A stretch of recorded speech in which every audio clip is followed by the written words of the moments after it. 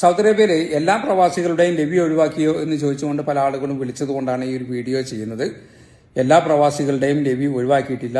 ഇത് ഞാൻ പറയുന്നത് 2025 ഡിസംബർ 17 സൗദി മന്ത്രിസഭയുടെ പുതിയ തീരുമാനപ്രകാരം ഈ വ്യവസായ മേഖലയിലെ ഇൻഡസ്ട്രിയൽ മേഖലയിലുള്ള ഈ ഫാക്ടറികളൊക്കെ ഉൾപ്പെടുന്ന ഈ കമ്പനികൾക്കാണ് ഇത് ബാധകമാകുക.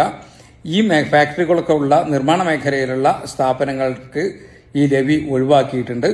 അത് സ്ഥിരമായി പൂർണ്ണമായും ഒഴിവാക്കി എന്നതാണ് പുതിയ തീരുമാനം. ഇവർക്ക് നേരത്തെ തന്നെ ലെവി ഒഴിവാക്കിയിരുന്നു. താൽക്കാലികമായിട്ട് 2019 കോവിഡിന് ശേഷം ഇവിടുത്തെ നിർമ്മാണ മേഖലയെ പ്രോത്സാഹിപ്പിക്കുന്നതിന് വേണ്ടി ഇവരുടെ ലെവി ഒഴിവാക്കിയിരുന്നു. അതിന്റെ കാലാവധി 2025 ഡിസംബർ 31, അതായത് ഈ മാസം 31 തീരുകയാണ്.